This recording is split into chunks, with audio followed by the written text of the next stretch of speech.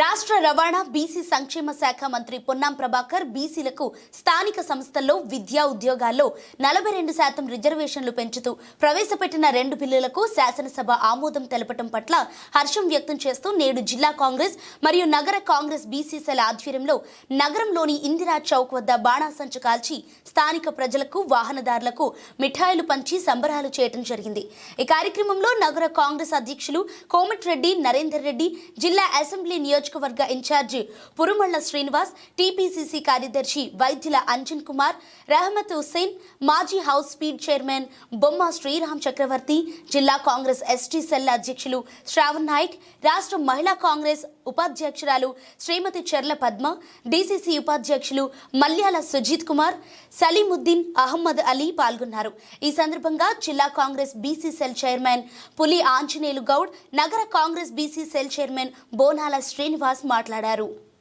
తెలంగాణ రాష్ట్ర ప్రజలందరూ బీసీ సమాజం అంతా కూడా పండగలా జరుపుకుంటున్నటువంటి ఈ రోజులో నిన్న తెలంగాణ అసెంబ్లీలో ప్రవేశపెట్టినటువంటి బీసీ బిల్లును ఆమోదించి రాష్ట్ర ముఖ్యమంత్రి రేవంత్ రెడ్డి గారు, అదేవిధంగా బీసీ మంత్రివర్యులు పొన్నం ప్రభాకర్ అన్న గారి కృషి వల్ల ఈరోజు తెలంగాణ రాష్ట్రం మొత్తం కూడా బీసీలందరూ కూడా పండగలా జరుపుకుంటున్నారు।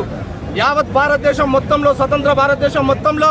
కేవలం 50 రోజుల్లో కుల గణన సర్వే జరిపి దానికి అనుగుణంగా ఇచ్చిన మాట ప్రకారం, రాహుల్ గాంధీ గారి మాట ఇచ్చిన ప్రకారం బీసీలందరికీ కూడా కులగణన చేసి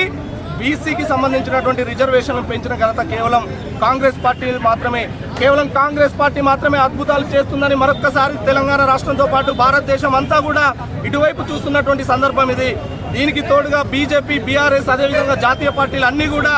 తెలంగాణ రాష్ట్ర ప్రభుత్వం ఏదైతే బీసీ రిజర్వేషన్ బిల్లును ప్రవేశపెట్టిందో దానికి మద్దతుగా పార్లమెంట్లో బేషరతుగా కూడా బీసీ రిజర్వేషన్కి అనుకూలంగా వీళ్ళందరూ కూడా చట్టాన్ని చేయాలని, అదేవిధంగా మాకు బీసీ రిజర్వేషన్లు సమర్పించి